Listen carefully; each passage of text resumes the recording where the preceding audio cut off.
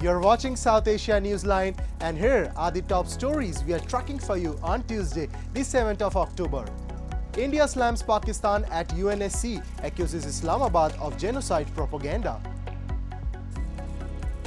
Trump reiterates his claims of tariffs' role in brokering India-Pak ceasefire.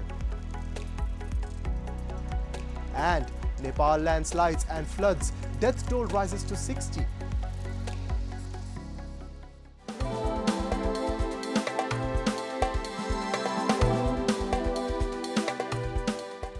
And now for all the details. At the United Nations Security Council, a war of words escalated between India and Pakistan as both nations clashed over the Kashmir issue. India's permanent representative to the UN, Ambassador Parvata Neni Harish, on Monday condemned Pakistan for raising the Kashmir issue at the UN Security Council and accused it of historic atrocities, including bombing its own citizens and orchestrating mass rape of over 4 lakh women during Operation Searchlight in 1971. The sharp rebuttal came after Pakistan raised concerns about the exclusion of Kashmiri women from discussions on the UNSC's Women, Peace and Security agenda. The ongoing dispute between India and Pakistan over Kashmir continues to be a contentious issue at the international level. Every year we are unfortunately fated to listen to the delusional tirade of Pakistan against my country, especially on Jammu and Kashmir, the Indian territory they covet. Our pioneering record on women, peace and security agenda is unblemished and unscathed. A country that bombs its own people, conducts systematic genocide, can only attempt to distract the world with misdirection and hyperbole. This is a country that conducted Operation Searchlight in 1971 and sanctioned a systematic campaign of genocidal mass rape of 400,000 women citizens by its own army. The world sees through Pakistan's propaganda. And US President Donald Trump has once again made headlines with his claims about his role in brokering a ceasefire between India and Pakistan. In a press briefing at the White House, Trump said that his trade tariffs were the key factor in pushing both countries towards peace earlier this year.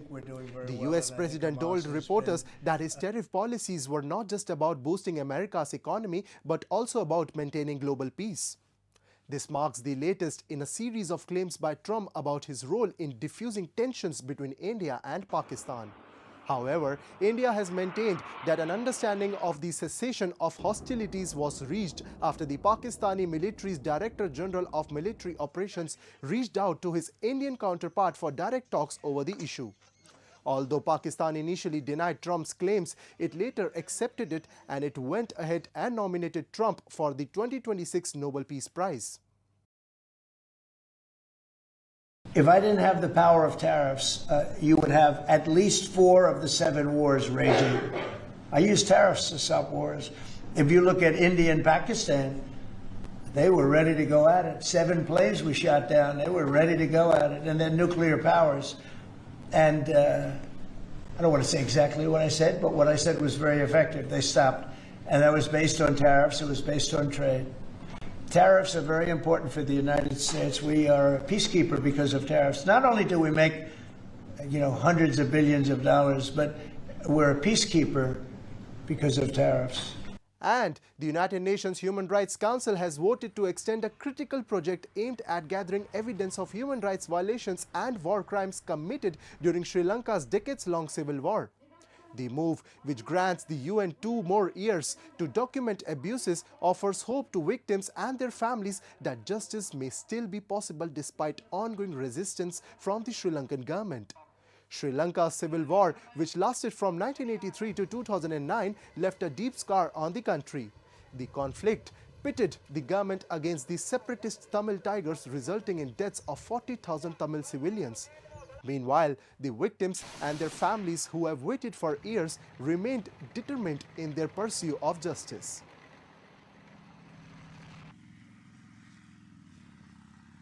Moving on, amid the ongoing rights abuses in Afghanistan, the United Nations Human Rights Council adopted a landmark resolution creating an independent mechanism to investigate both ongoing and past rights violations. The mechanism aims to collect and preserve evidence, identify those responsible, and prepare case files for future prosecution in national and international courts. The mechanism will focus in particular on the Taliban's systematic abuses against women and girls, which amount to gender persecution. This move will also help in investigating actions of Taliban leaders and other officials involved in torture, ill treatment of detainees, and the denial of fundamental rights such as education, healthcare, and freedom of movement.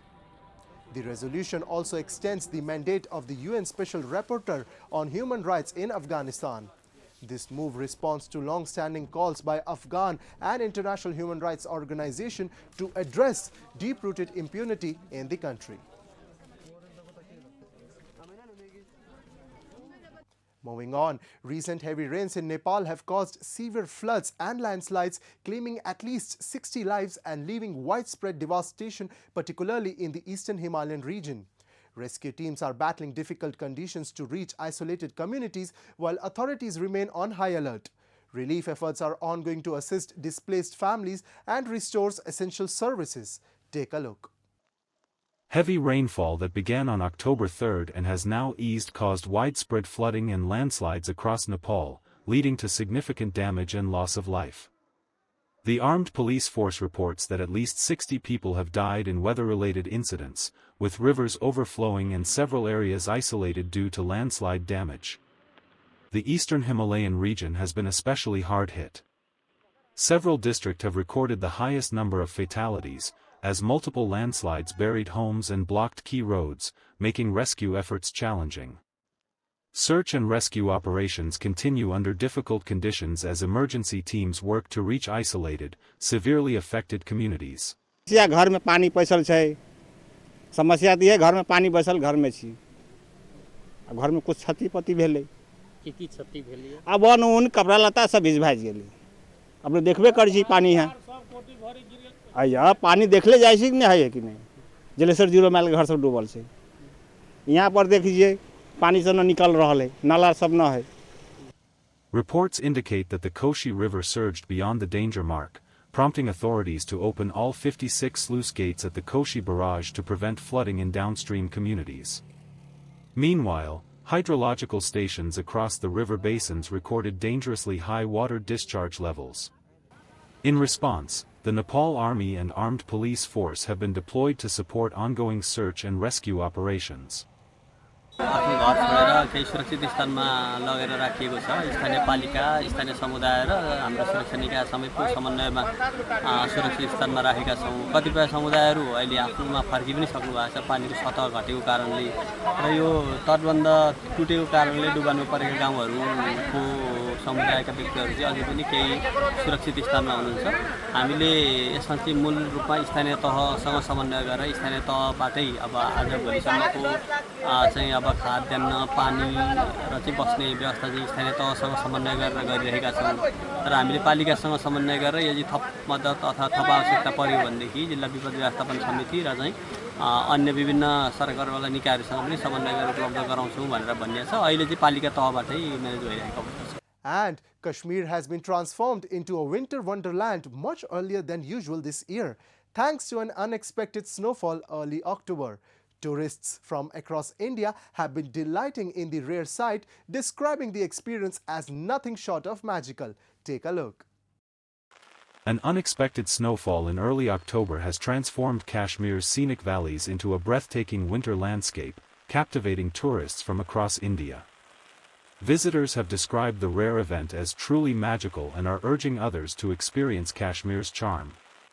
In Gulmarg, one of the region's most popular destinations, travelers from Kolkata, Delhi, and beyond are enthusiastically sharing their joyful moments.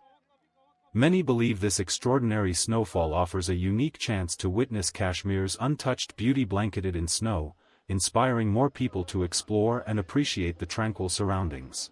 मुझे कोई idea नहीं था कि यहाँ तक पहुँचने पे मेरे को बर्फ़ मिल जाएगी. It was a super fantastic experience और बहुत लंबा ट्रैवल करा मैंने केरल मनाली सब जगह, लेकिन मेरे को चांस कभी मिला नहीं बर्फ़ देखने का.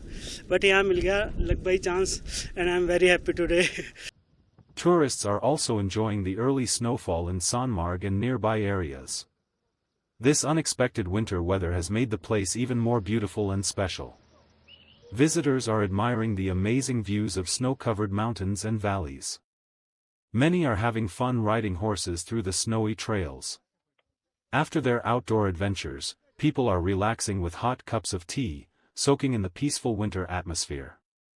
Visitors are also taking lots of photos to remember this rare and wonderful experience. और हम बहुत लकी हैं क्योंकि इस टाइम बर्फ नहीं होता, लोकल लोग बोल रहे हैं, लेकिन 2 दिन पहले ही बर्फबारी स्टार्ट हुई है, तो मजे ले रहे हैं बर्फबारी का, कश्मीर का. That's all in tonight's edition. We'll see you same time tomorrow. Good night.